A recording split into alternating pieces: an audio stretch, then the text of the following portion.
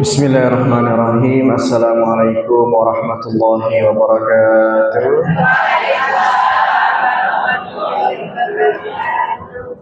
Alhamdulillah wassalatu wassalamu ala Rasulillah wa ala alihi wa ashabihi wa man tabi'ahu bi ihsanin ila yaumiddin. Amma ba'd.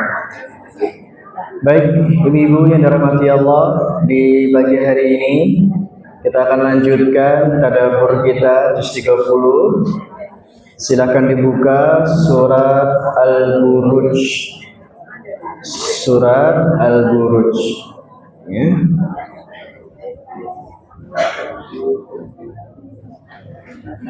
Sambung. Ya. Saya baca, silakan diikuti bersama-sama. Surat Al-Buruj. أعوذ بالله من الشيطان الرجيم أعوذ بالله من الشيطان الرجيم بسم الله الرحمن الرحيم بسم الله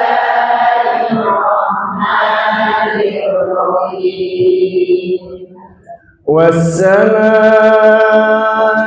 ذات البروج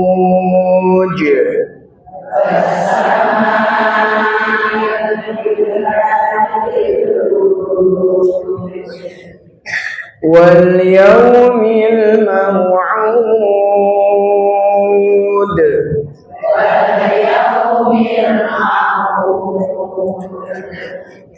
وشاهد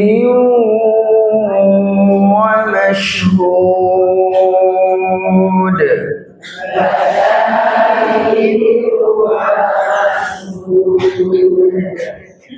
قتل أصحاب الأخدود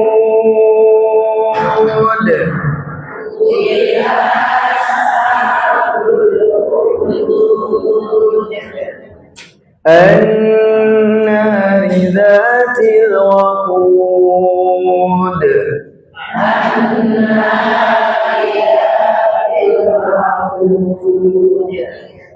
إذ هم عليها قعود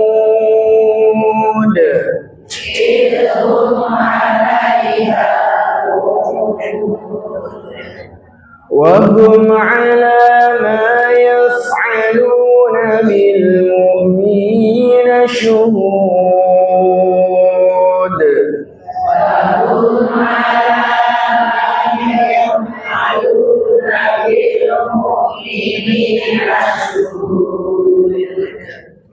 وما نقموا منهم إلا أن يؤمنوا بالله العزيز الحميد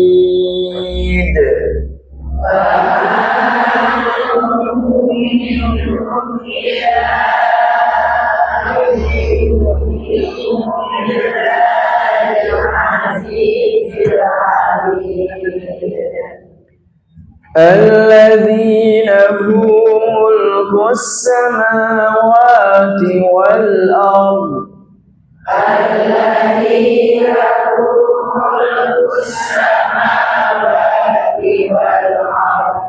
والله على كل شيء شهيد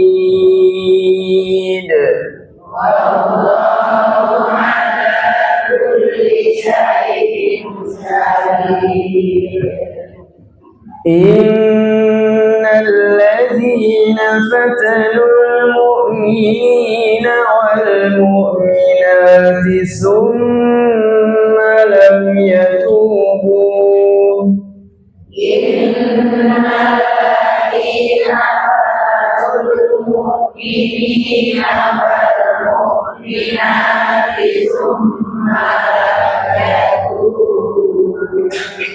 فلهم عذاب جهنم ولهم عذاب الحريق فلهم عذاب جهنم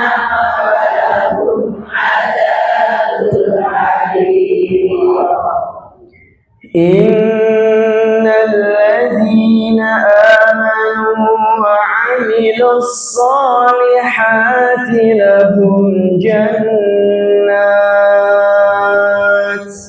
Innal ladzina amanu wa 'amilus solihati lahum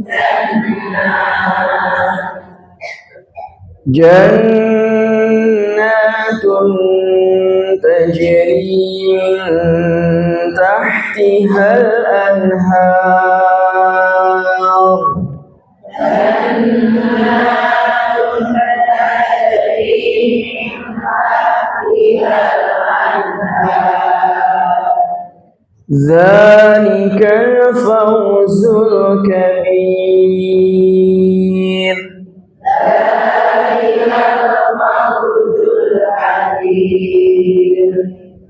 Inna batsha rabbika lasyadid. Inna batsha rabbika lasyadid. Innahu huwa yubdi wa yu'id. Innahu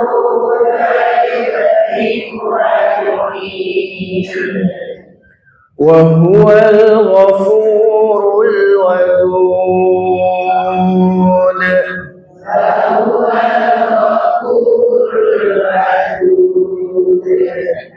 Dzul arsyil majid.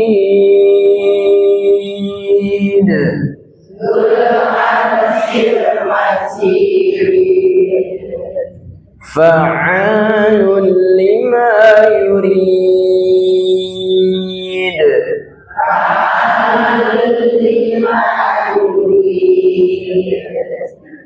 Hal ataka hadithul junud.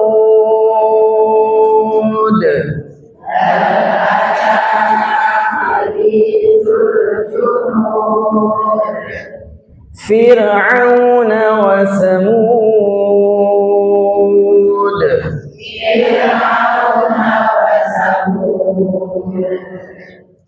Balil ladzina kafaru fi takzib. Balil ladzina kafaru fi takzib. Wallahu min waraihim muhit.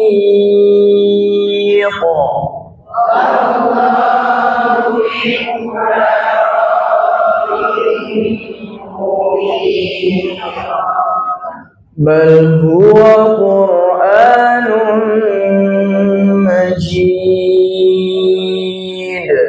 Bal huwa Qur'anun majid.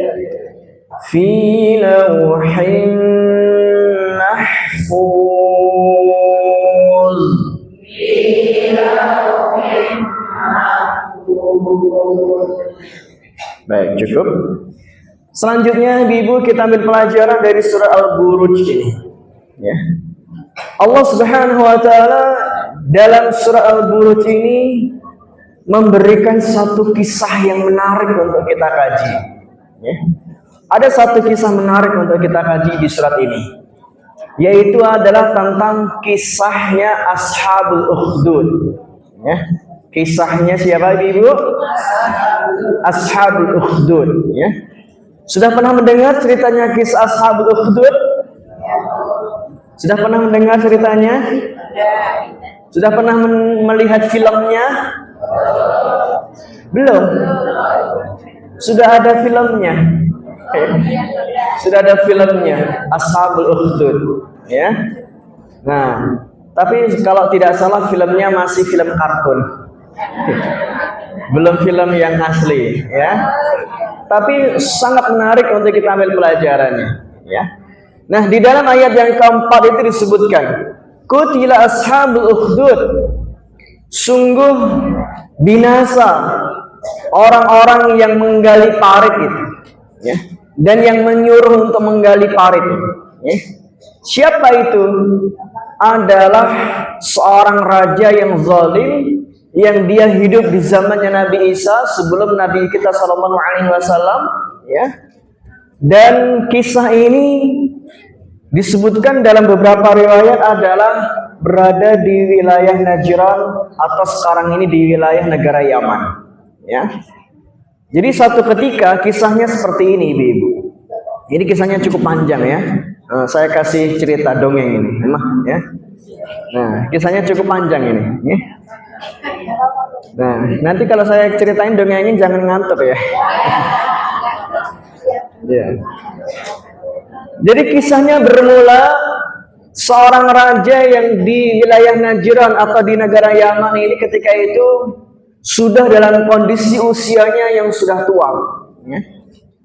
Maka penasihat kerajaan memberikan satu saran, wahai raja, alangkah baiknya Anda ini mempunyai ganti yang lebih muda darimu, ya. Engkau harus siap-siap menggantikan posisi kerajaan ini kepada orang yang setelah. Maka dibuatlah sandiwara, ya. Dan ditemukanlah seorang pemuda yang nantinya harapannya ini adalah menggantikan raja ini, ya. Nah, ketika dalam kondisi sudah ditemukan si pemuda ini, diajarilah ilmu-ilmu tentang sihir oleh para penyihir-penyihir kerajaan, ya. Dan dia menguasai ilmu-ilmu yang ada ketika itu, baik ilmu kerajaan maupun ilmu sihir, ya. Satu ketika pemuda ini saat dia pulang ke rumahnya, di tengah perjalanan dia berjumpa dengan seorang pendeta muslim, ya, pendeta yang beriman. Jadi kalau saya sebut pendeta di sini bukan berarti pendeta seperti halnya pendetanya orang Nasara, bukan, ya. Pendeta ini beriman kepada Allah, ya. Nah, di zamannya Nabi Isa karena ini, ya. Ketika pemuda ini berjumpa dengan pendeta beriman ini, kemudian ngobrol-ngobrol dan akhirnya tertarik. Disitulah mulai si pendeta ini mengajarkan Islam, keimanan dan ketauhidan kepada Allah ke pemuda ini. Sampai suatu ketika dia terlambat untuk datang ke kerajaan. Ketika ditanya oleh para penyihir-penyihir kerajaan itu, kenapa engkau terlambat? Dia beralasan, orang tuaku yang menahanku, ya. Orang tuaku masih nyuruh-nyuruhku untuk berbuat sesuatu. Padahal dia belajar dengan pendeta beriman ini, ya. Ketika kemudian pulang ke rumah ditanya oleh orang tuanya karena terlambat, kenapa engkau terlambat? Karena penyihir sudah menahanku, ya. Padahal dia belajar dengan si pendeta beriman tadi, ya. Lalu kemudian ibu-ibu dirahmati Allah, ketika si pemuda ini sudah mempunyai dua ilmu, yang pertama dari penyihir kerajaan, yang kedua dari pendeta beriman tadi, ya. Maka kemudian ada satu peristiwa Allah datangkan. Allah datangkan satu peristiwa berupa di tengah jalan muncullah seekor binatang dengan ukuran yang sangat besar yang menghalangi jalan itu sehingga orang-orang tidak bisa untuk melewati jalan tersebut. Maka si pemuda ini ingin membuktikan, kira-kira ilmu yang aku dapatkan ini mana yang benar? Apakah dari penyihir kerajaan itu atau dari pendeta tadi, ya? Maka kemudian ternyata dibuktikan saat dia melempar binatang yang dengan ukuran sangat besar tadi, maka dia mengucapkan kalimat basmalah, ya kan? Dan dengan izin Allah hewan ini menyingkir dan akhirnya orang-orang bisa melewati. Maka dia semakin yakin bahwasanya kebenaran itu ada pada pendeta yang beriman tadi, ya. Nah, peristiwanya akhirnya didengar oleh orang-orang yang di sekitar kerajaan.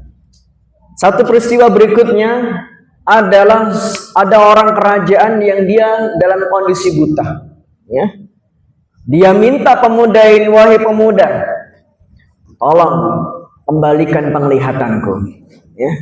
Si pemuda bilang, wahai fulan, sungguh aku tidak bisa mengembalikan penglihatanku.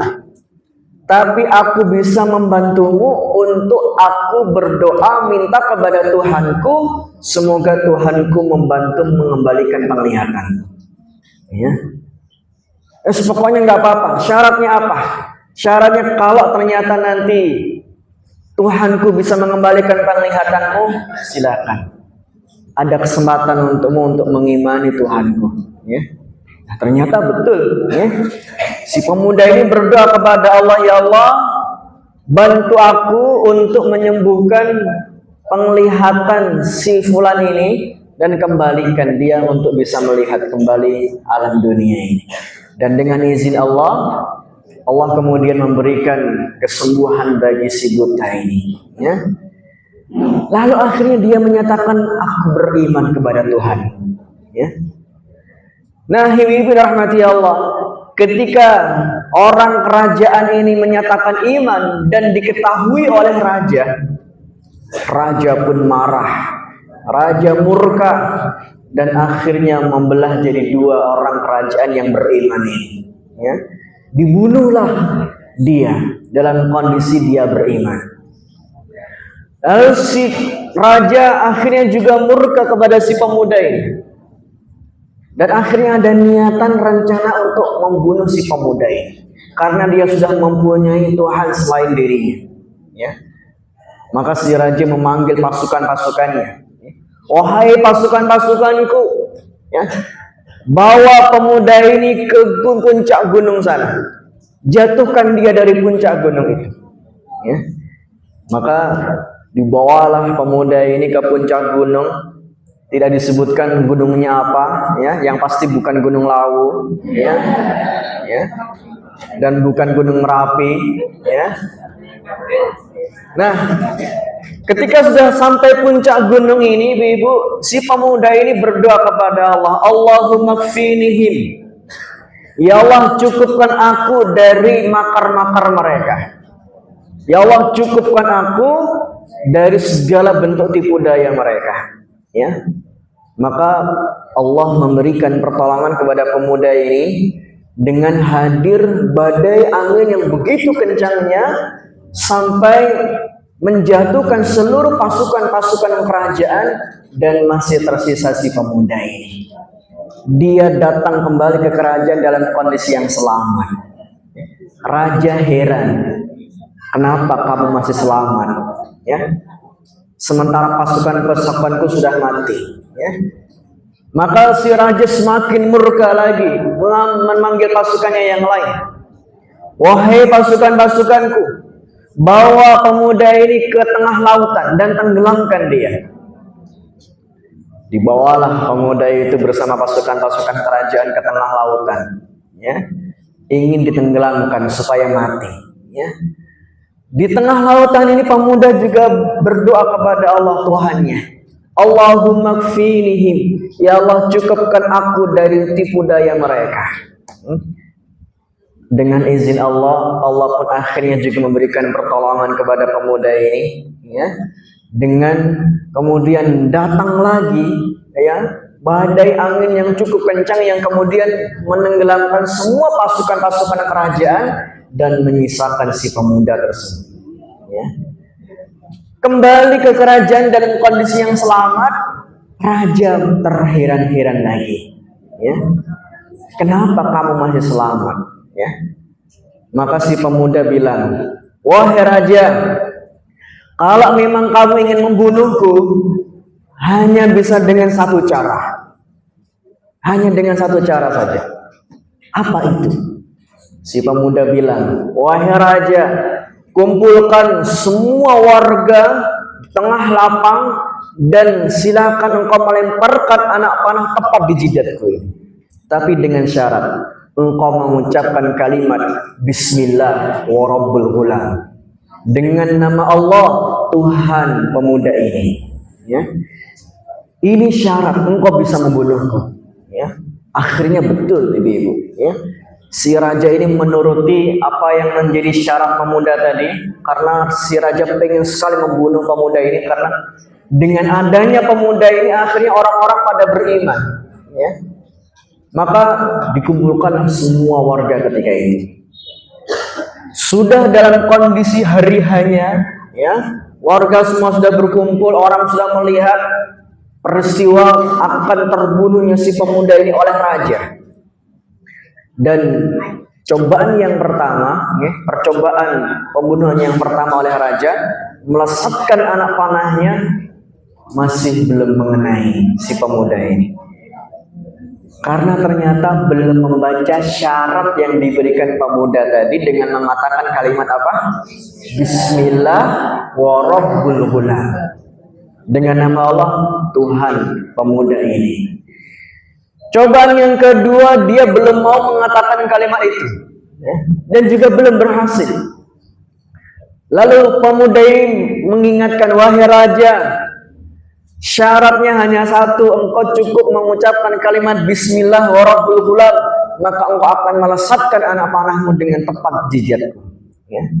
Maka betul, si raja ini kemudian akhirnya mengucapkan kalimat yang menjadi syarat oleh pemuda tadi, dan raja dengan lantang mengatakan Bismillah wa rabbul ghulam, dengan nama Allah Tuhan pemuda ini, dan tepat mengenai sasaran. Akhirnya pemuda ini gugur dalam kondisi yang syahid, mempertahankan imannya, ya.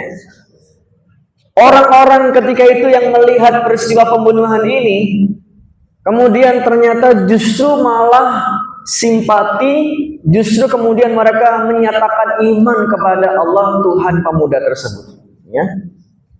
Ketika itu, saat pemuda ini mati, Ibu, raja awalnya sudah dalam kondisi yang senang bahagia, betul ya kan?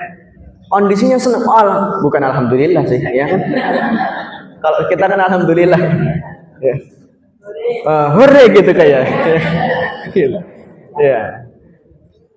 Jadi si raja senang dengan matinya pemuda ini, tapi ternyata yang terjadi berikutnya, raja ini melihat warga-warga yang menyaksikan peristiwa pembunuhan itu menyatakan keimanan dan ikut beriman kepada Tuhan pemuda ini. Raja pun semakin marah, menyuruh pasukan-pasukannya, wahai pasukan, gali parit di sekitar kita dan siapkan kayu bakar di dalam parit itu, ya.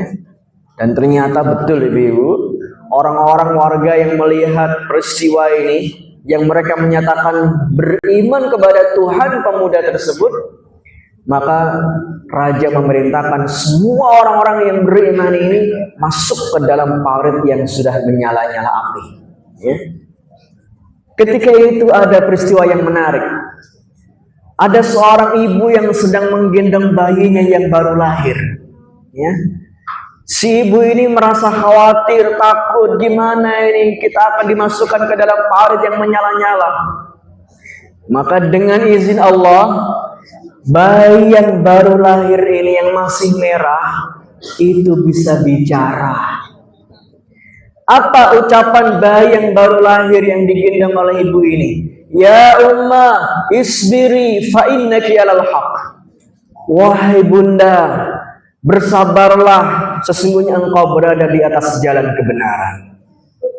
Dengan ucapan yang keluar dari lisan bayi yang masih merah ini, akhirnya ibunya menjadi kuat imannya dan memperteguhkan imannya, meskipun kemudian nyawa menjadi taruhannya, masuk ke dalam parit yang menyala-nyala tadi, ya. Nah, inilah kisah ibu-ibu yang dirahmati Allah tentang Ashabul Ukhdud, ya. Kisah Ashabul Ukhdud ini cukup panjang, ya, kisahnya, ya. Nah, berhenti sampai di sini, ya. Kemudian iklan.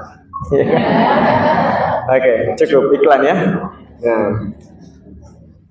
Oke, berikutnya ibu-ibu dirahmati Allah. Jadi di Surah Al-Buruj tadi disebutkan qutila ashabul ukhdud an-nari dzatil waqud.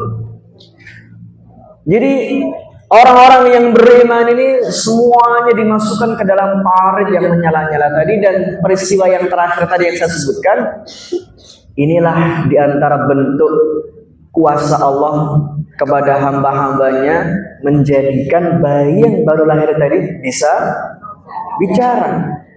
Maka tercatat di muka bumi ini hanya ada 2 orang saja yang dia dalam kondisi bayi merah baru terlahirkan dan bisa bicara. Hanya 2 orang saja. Yang pertama adalah Nabi Isa, dan yang kedua adalah bayi yang ada dalam kisah Ashabul Ukhdud ini. Ya.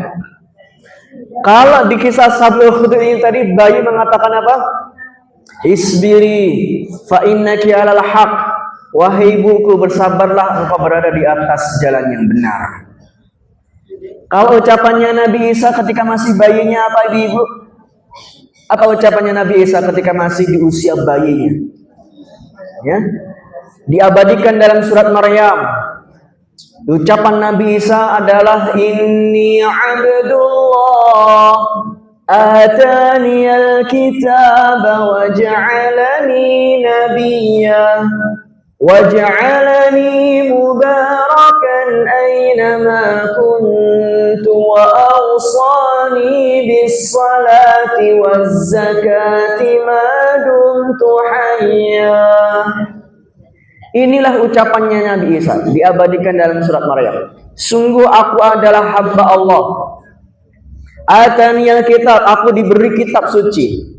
Wa ja'alani mubarakan. Aku akan menjadi nabi dan aku akan membawa keberkahan. Inilah ucapan seorang Nabi Isa ketika masih bayinya. Jadi hanya 2 orang ini saja, Nabi Isa dan bayi yang ada di dalam kisahnya Ashabul Ukhdud, dalam kondisi bayi masih merah, masih yang mungkin kalau bayi-bayi pada umumnya hanya bisa menangis, ini bisa bicara atas izin Allah dan kuasanya. Ya. Masya Allah. Ya. Nah, kemudian yang selanjutnya ibu-ibu, kita akan ambil pelajaran dari kisah Ashabul Ukhdud yang tadi kita sampaikan. Ya. Lalu apa pelajaran dari kisah Ashabul Ukhdud ini? Ya. Yang pertama adalah bahwa orang beriman itu pasti akan didatangkan ujian. Orang beriman itu pasti akan didatangkan ujian. Ya. Mulai dari ujian yang ringan sampai ujian yang berat. Ya. Dari ujian yang ringan sampai ujian yang berat. Dan semakin berat ujian orang-orang beriman menunjukkan semakin besar pula keimanannya. Maka Nabi dalam hadisnya mengatakan asyadun nasi bala, orang yang paling berat ujiannya adalah para nabi. Ya. Lalu orang-orang yang setelahnya dan orang-orang yang setelahnya. Ya. Jadi di antara hamba Allah manusia di muka bumi ini yang paling berat ujiannya adalah para nabi, ya, para rasul, ya. Apalagi 5 rasul itu yang masuk ke dalam kategori ulul azmi, ya. Nabi Nuh, ya. Nabi Musa, ya. Nabi Ibrahim, Nabi Isa, dan Nabi kita Muhammad SAW. Ujiannya berat, Bu. Ya. Semua 5 nabi dan 5 rasul ini, dan mungkin juga nabi-nabi yang lain, itu ujiannya berat-berat. Panjenengan pernah nggak dikatakan orang gila gitu? Panjenengan pernah nggak dikatakan orang gila? Nggak pernah. Ini para nabi, para rasul dikatakan gila. Orang gila gitu. Dikatakan gila oleh umatnya, Masya Allah. Kita nggak pernah dikatakan gila, dikatakan apa gitu ya. Nah, jadi inilah ujian yang sangat berat yang dialami oleh para nabi dan rasul. Bahkan ancaman mereka juga adalah pembunuhan. Ya. Berkali-kali orang-orang kafir ingin membunuh para nabi dan rasul. Bahkan ada juga nabi yang terbunuh. Nabi Zakaria dibunuh. Nabi Yahya dibunuh. Ya. Inilah ujian ini. Maka orang beriman itu tidak lepas dari yang namanya ujian. Ya. Jadi kisah Ashabul Ukhdud, si pemuda tadi juga dapat ujian. Kemudian orang yang menyatakan iman dari kerajaan yang buta tadi, meskipun kemudian ujiannya taruhannya nyawa harus dibunuh, tapi dia masih tetap mempertahankan iman. Orang-orang yang menyaksikan pembunuhan si pemuda saat mereka menyatakan iman, mereka juga mendapatkan penyiksaan. Ya. Maka ibu-ibu dirahmati Allah, dalam surat Ar-Rum ayat yang kedua disebutkan, ya, Alif Lam Mim, mohon maaf bukan Ar-Rum, Al-Ankabut, mohon maaf ya, Al-Ankabut. Ahasiban nasu an yutraku an yaqulu amanna wa hum la yuftanun. Apakah manusia menyatakan beriman padahal mereka belum diuji? Walaqad fatanna alladziina min qablihim, sungguh kami telah menguji orang-orang sebelum mereka dengan ujian-ujian yang berat. Ya. Jadi Allah menyatakan bahwasanya orang beriman pasti akan selalu dihadirkan yang namanya ujian. Dan ujian itu bisa dalam bentuk kesempitan, bahkan ujian juga bisa dalam bentuk kelapangan, kesenangan. Maka dalam satu ayat dikatakan, kullu nafsin dha'iqatul maut wa nabluukum bisyarri wal khairi fitnah. Setiap jiwa akan mendapatkan kematian dan kami akan uji kalian dengan bisyarri, keburukan, wal khairi, dan kebaikan, kelapangan. Jadi ujian itu ternyata bukan hanya sekedar dikasih sakit, ya, dikasih masalah, ya, kemudian kurangnya makan, ya, tidak seperti itu. Bahkan yang namanya kelapangan rizki, ya, kemudian kesenangan, ya, kemudian dimudahkan dalam segala hal, ini ternyata juga ujian. Bahkan kalau ditimbang-timbang, dilihat-lihat, ujian keburukan yang sifatnya tidak mengenakan dengan ujian yang sifatnya mengenakan, kira-kira yang lulus dari ujian dua ini, yang banyak lulusnya yang mana? Ujian kesempitan atau ujian kelapangan? Yang banyak lulus itu ujian kesempitan. Dikasih miskin, dikasih kurang harta, dikasih banyak masalah, dikasih kelaparan, ya. Orang banyak yang lulus dari ini. Tapi yang diberi ujian berupa kelapangan rezeki, kekayaan, kemudahan segala urusan, ini yang ternyata sedikit yang lulus dari ujian itu. Makanya Allah selalu mengatakan dalam Al-Quran dengan kalimat wa qalilun min ibadiyasy syakur, sangat sedikit hambaku yang bersyukur saat diberi nikmat. Jadi yang lulus dari ujian kesenangan itu justru sedikit, ya. Nah, karena banyak orang yang menganggap bahwasanya dalam surah Al-Fajr itu kan juga disebutkan, ya, wa fa'ammal insanu idza mabtalahu rabbuhu fa akramahu wa na'amahu fa yaqulu rabbi akraman. Banyak manusia yang menganggap ketika Allah berikan dia kelapangan rizki, kemudahan urusan, ya, mungkin juga dikasih jabatan, kekuasaan, dan dia mengatakan Rabbi akraman, Tuhanku memuliakanku. Banyak orang yang menganggap kesenangan, segala bentuk kelapangan itu adalah anggapan mereka, inilah Allah Tuhanku sedang memuliakanku, ya.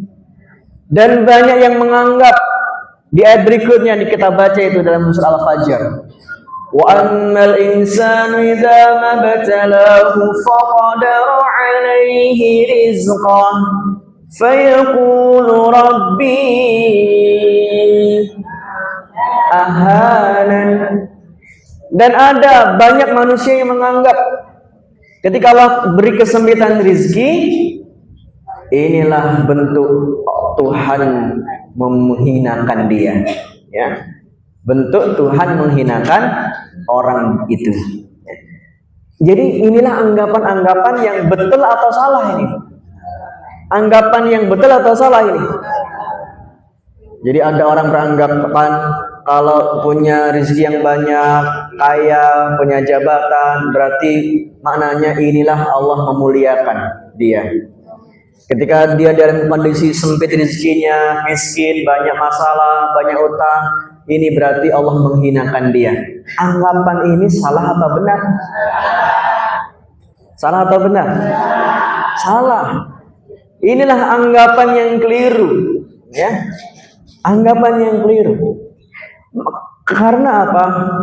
Yang benar adalah bahwa sesungguhnya Allah ketika memuliakan hamba-hambanya bukan dengan materi dunia.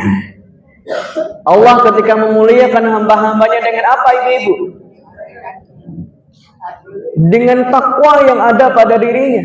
Sehingga jelas dalam surah Al-Hujurat kita akan baca ayatnya, ya. Ya ayuhan nasu inna khalaqnakum min dzakarin wa unsa waj'alnakum syu'uban wa qabaila lita'arafu inna akramakum 'indallahi atqakum innallaha 'alimun khabir.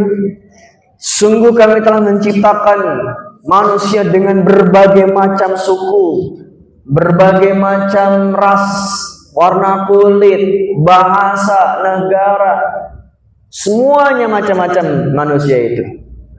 Ada yang kulitnya warna hitam, ada yang kulitnya warna putih, ada yang kulitnya warna sawo matang, ada yang warna kulitnya sawo kematangan, ya kan? Kalau kita kan sawo matang ya orang gitu. Ya ada yang sawonya kematangan, ya. Agak gosong dikit, gitu, ya kan? Ada yang rambutnya pirang, ada yang rambutnya hitam, ada yang rambutnya putih, ya kan? Ada yang rambutnya macam-macam karena dicat, ya kan? Apa kata Allah? Inna akramakum indallahi atqakum. Sesungguhnya orang yang paling mulia dari ini semuanya adalah yang paling takwa. Maka ukuran kemuliaan bukan karena duniawinya. Ukuran kemuliaan di sisi Allah adalah karena takwa, ya. Nah, itulah ibu-ibu rahmati Allah. Kalau ukuran kemuliaan itu adalah karena kekuasaan, maka harusnya Fir'aun itu orang yang paling mulia, ya kan? Kalau ukuran kemuliaan itu adalah karena kekuasaan, harusnya Fir'aun itu orang yang paling mulia. Dan ternyata Fir'aun ditenggelamkan di lautan, ya. Allah hinakan dia. Kalau ukuran kemuliaan itu adalah harta, maka harusnya orang yang paling mulia di muka bumi ini adalah Qarun. Ternyata Qarun ditenggelamkan di bumi dengan harta-hartanya, ya, karena dia sombong dengan harta itu, ya. Jadi ternyata ukuran kemuliaan bukan dunianya, bukan kekuasaannya, bukan hartanya, bukan juga ketampanannya dan juga kecantikannya, ya. Orang yang paling mulia di sisi Allah adalah yang paling takwa, ya. Makanya lihat ibu-ibu, di dalam hadis Nabi, ya, disebutkan bahwasanya Nabi mengatakan ada 3 orang yang berkulit hitam, ya, yang dijamin masuk surga, ya. Kebanyakan orang kemudian melihat orang yang rasnya kulit hitam itu kayaknya di bawah begitu, ya kan? Sementara yang kulit putih derajatnya lebih tinggi daripada yang kulit hitam, ya kan? Tapi dalam Islam tidak melihat itu semuanya. Allah melihat hatinya, imannya dan takwanya. Buktinya Nabi mengatakan, sungguh ada 3 orang yang berkulit hitam yang dia menjadi pemimpin kaum muslimin nanti di surga. Siapa 3 orang yang berkulit hitam yang dapat jaminan surga ini? 1. Bilal bin Rabah. Bilal bin Rabah, orang Afrika, berkulit hitam, ya. Suara sandalnya sudah masuk surga duluan sebelum orangnya, ya. Orangnya belum masuk surga, suara sandalnya sudah masuk surga duluan, ya kan? Itulah Bilal bin Rabah. Siapa yang kedua? Siapa? Siapa, Bu? Luqman Al-Hakim, yang namanya disebutkan dalam surat Luqman, ya, namanya diabadikan menjadi surat Luqman, ya. Luqman itu dia juga ras dari negara-negara Afrika berkulit hitam, ya. Kemudian yang ketiga siapa? Yang ketiga siapa? Yang ketiga adalah namanya Mihja. Mihja, ya. Mihja. Mihja itu siapa? Mantan budaknya Umar bin Khattab radhiyallahu anhu, ya. Kenapa 3 orang ini semuanya masuk ke dalam agama, semuanya dijamin Nabi masuk surga, ya? Karena Bilal dia mempertahankan imannya, ya, dengan kalimat ahadnya, ya. Bilal yang senantiasa menjaga kesucian dirinya dengan selalu berwudu dan kemudian salat sunnah wudu, ya. Ini amal yang menjadi keistimewaan Bilal bin Rabah, ya. Kemudian Luqman Al-Hakim, apa istimewanya? Karena Luqman menjadi orang tua yang sukses mendidik anaknya. Orang tua yang sukses mendidik anaknya. Maka kalau panjenengan baca surat Luqman, ya, akan kita dapatkan di sana banyak wasiat-wasiat Luqman kepada anak-anaknya, ya. Ya bunayya la tusyrik billah innasyirka la dzulmun 'adzim. Wahai anakku, jangan menyekutukan Allah. Ya bunayya aqimis shalah. Wahai anakku, dirikanlah salat. Ya bunayya, dan seterusnya, ya. Banyak pesan-pesan Luqman kepada anaknya, ya. Dan itu menunjukkan Luqman adalah orang tua yang sukses dalam mendidik anak-anaknya, ya. Yang ketiga, Mihja. Dia juga dari kalangan budak berkulit hitam, ya. Kenapa dia masuk surga? Karena dia mengikuti perang Badar, ya. Dia masuk dalam barisan yang ikut perang Badar bersama Nabi. Dan keistimewaan para sahabat yang ikut perang Badar, di dalam hadis Nabi dikatakan, "I'malu ma syi'tum," ya, berbuatlah sesuka kalian, sungguh Allah sudah mengampuni kalian, ya.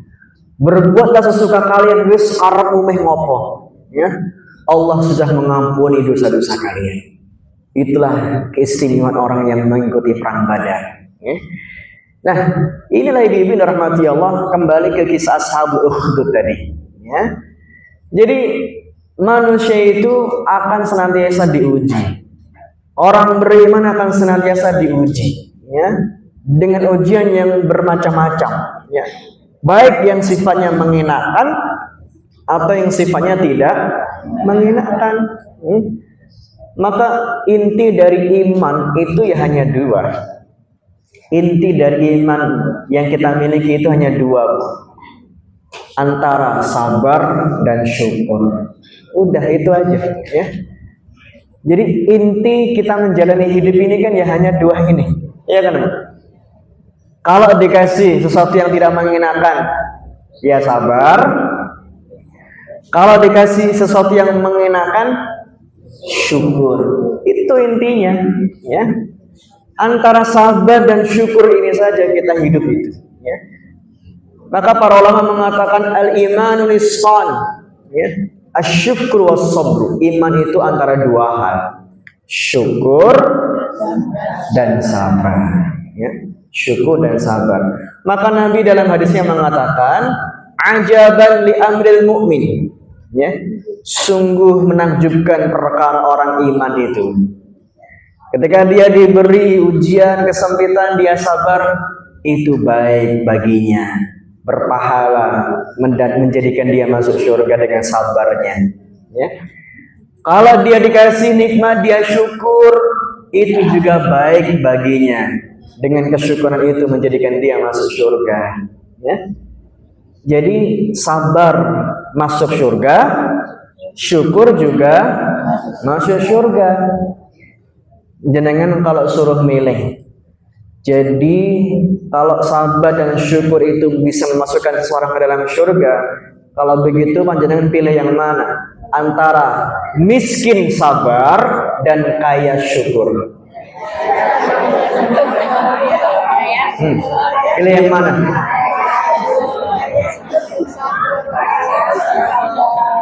Pilih jadi miskin sabar atau orang kaya syukur?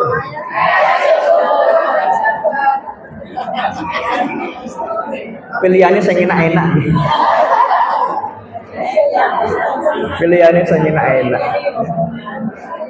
Kalau jenengan kaya syukur, kaya, masuk surganya belakangan loh, Bu. Gak apa-apa masuk surga belakangan. Orang miskin itu masuk surganya duluan. Karena dia nggak punya apa-apa, sehingga yang dihisab pun juga nggak ada. Ya. Pilih mana? Ya. Pilih mana? Ya. Semuanya milih yang enak-enak kaya syukur. Ya Bu ya? Kaya syukur masuk surga. Ini memang beda. Kita lihat seorang sahabat yang berbeda dari panjenengan. Ya. Ada seorang sahabat yang unik. Ya. Ada seorang sahabat yang unik, namanya Abu Dzar Al-Ghifari. Ya. Kalau tadi kan saya nanya ke jenengan, pilih sabar miskin atau kaya syukur, ternyata milihnya kaya syukur. Pokoknya saya enak-enak nih. Ya. Abu Dzar Al-Ghifari, ibu-ibu, penting, lihat nih. Ini menarik. Abu Dzar Al-Ghifari ketika ditanya Nabi, kamu pengen apa wahai Abu Dzar? Ya Rasulullah, aku pengen 3 hal. Ya Rasul, aku pengen lapar, aku pengen sakit, aku pengen mati. Lihat. Ini keinginannya beda ini, yang dari biasanya ini, ya. Orang kebanyakan termasuk panjenengan, ya kan? Saya juga, ya kan? Kita pengennya itu ya dikasih sehat, lapang rezekinya, ya, enak-enak terus, kan begitu ya? Ya.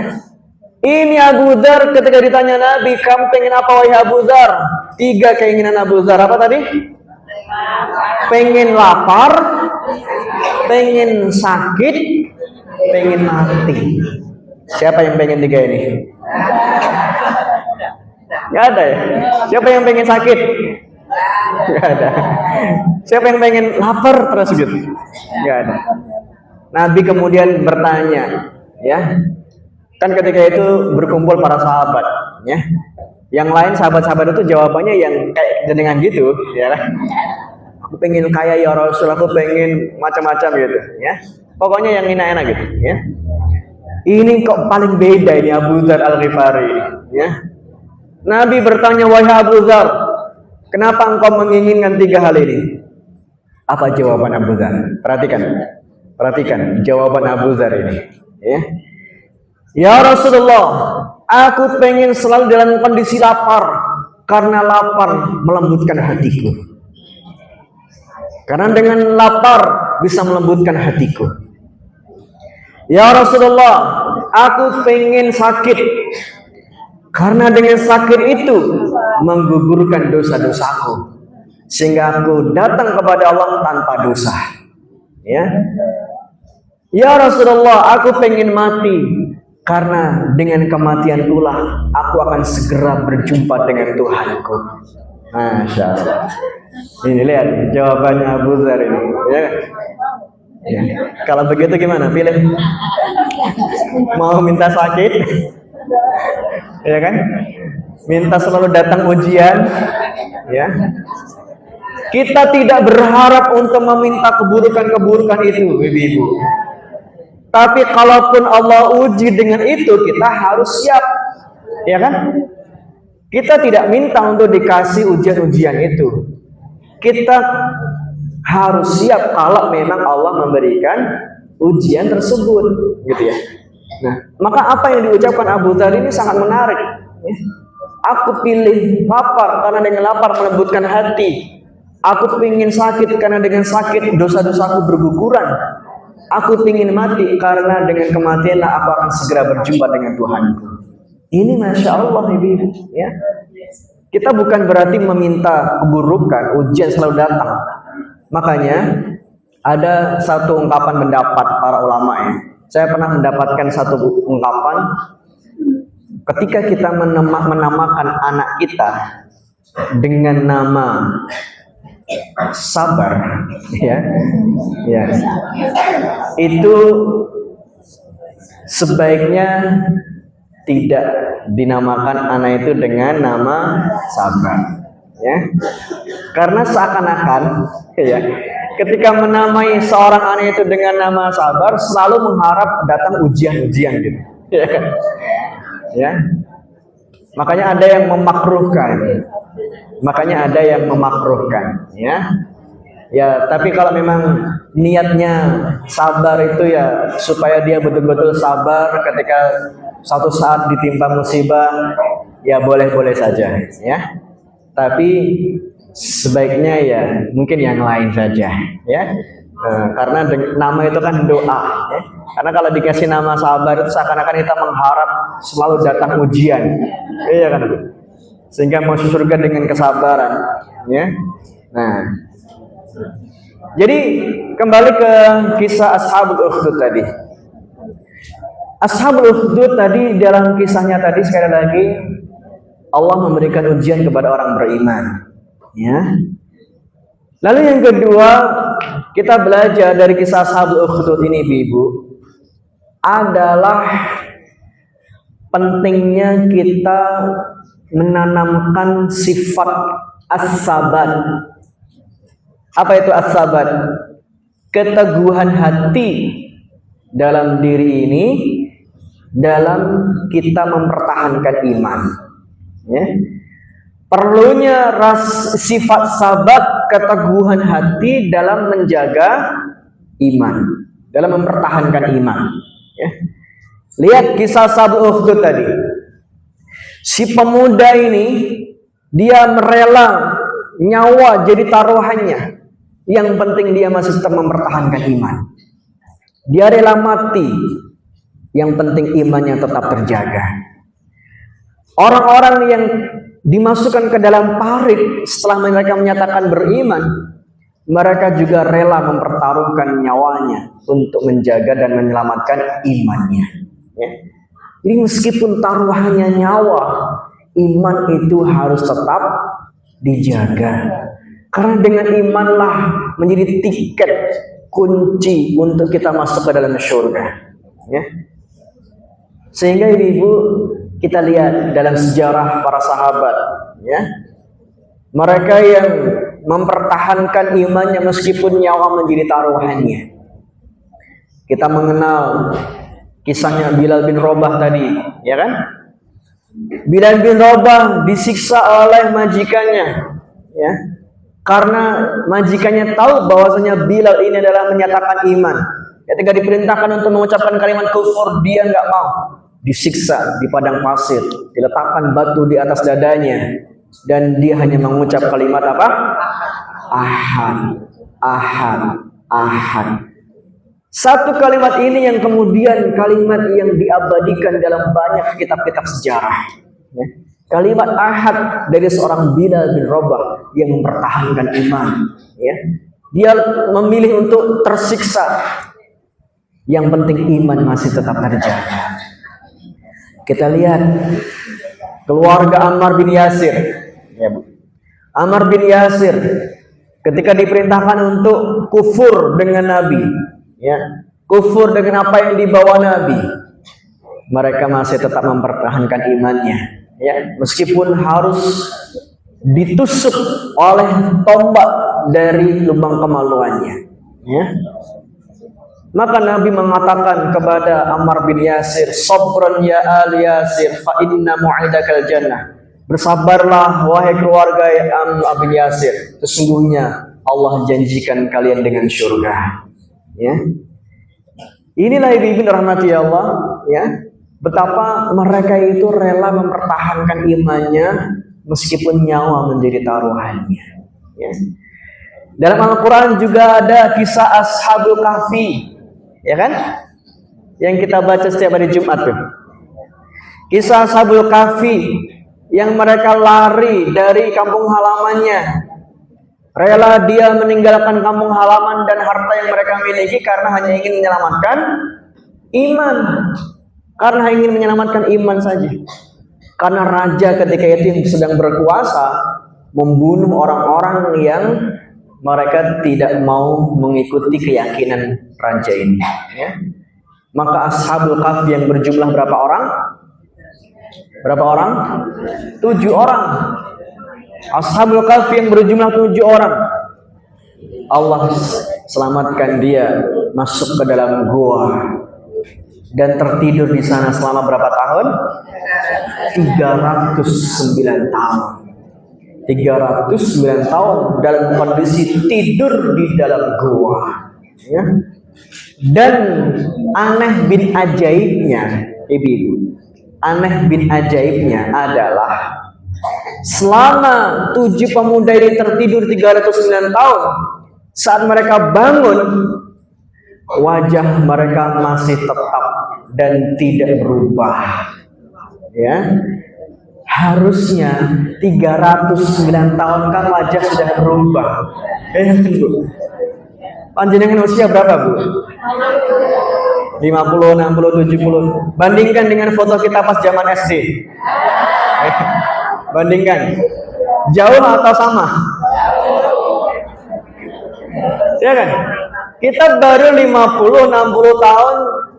Bandingkan dengan kita yang dulu ternyata wajahnya sudah sangat berbeda. Ya kan?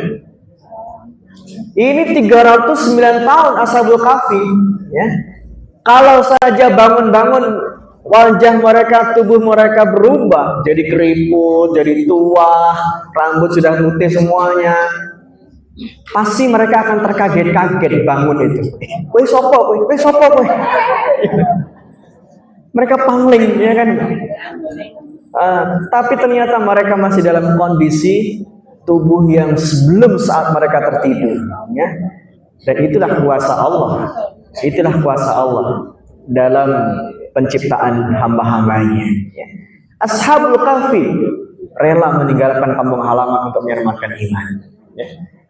Syuhaib Ar-Rumi rela meninggalkan semua harta-hartanya untuk menyelamatkan iman. Dia hijrah dari Mekah ke Madinah. Ya. Nah, ini ibu-ibu rahmati Allah, as-sabar. Ya. As-sabar, keteguhan hati dalam kita mempertahankan iman. Makanya ada doa yang harus selalu kita baca supaya iman kita teguh dan tidak melenceng. Ya. Dalam surat Al-Imran, Allah Subhanahu wa taala memberikan satu doa kepada kita. Apa doanya, ibu-ibu?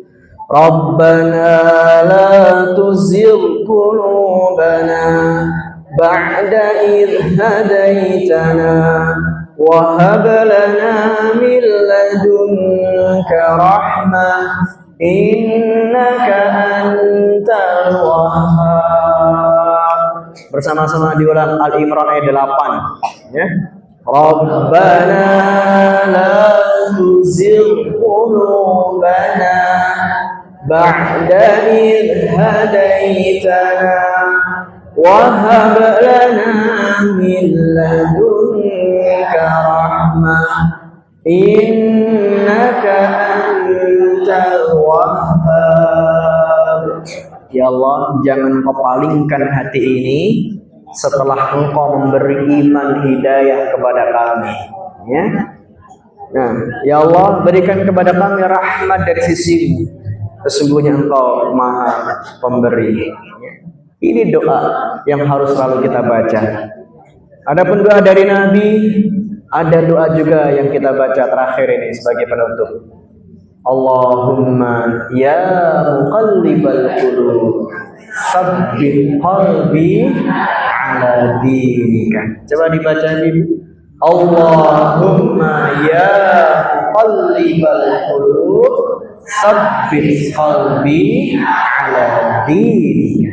Ya Allah, Zat yang membolak-balikan hati, tetapkan hati ini di atas agama. Ya. Iman lebih berharga daripada dunia dan seisinya.